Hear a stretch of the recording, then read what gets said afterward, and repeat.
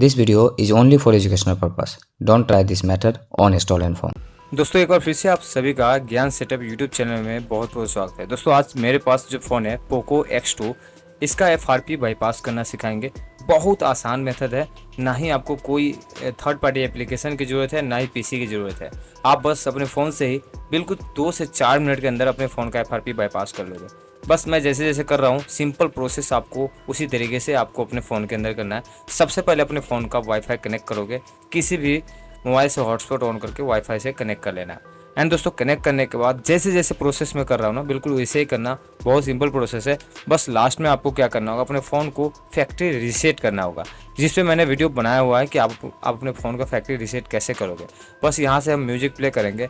अब मैं जैसे जैसे कर रहा हूँ, बिल्कुल वैसे वैसे आपको सेटिंग के अंदर जाना है। सेटिंग में जाने के बाद जो है ना, सिंपल सा अपने फ़ोन को फैक्ट्री रीसेट करना है। ठीक है, अब कैसे करना है ये सारा कुछ आप ध्यान से देखिए, 100% आप कर लोगे। कोई डाउट हो तो मुझे कमेंट सेक्शन में पूछ लेना, मैं इंस्टेंट रिप्लाई दे दूंगा। अगर जल्दी रिप्लाई नहीं मिलता है तो इंस्टाग्राम पे मैसेज करना, वहाँ पे रिप्लाई मिल जाएगा। चलिए दोस्तों यहाँ से म्यूजिक प्ले करते हैं और आप ध्यान से देखिए कैसे मैं कर रहा हूँ। बिल्कुल उसी तरीके से आप भी फ़ोन का FRP बाईपास कर सकते हो।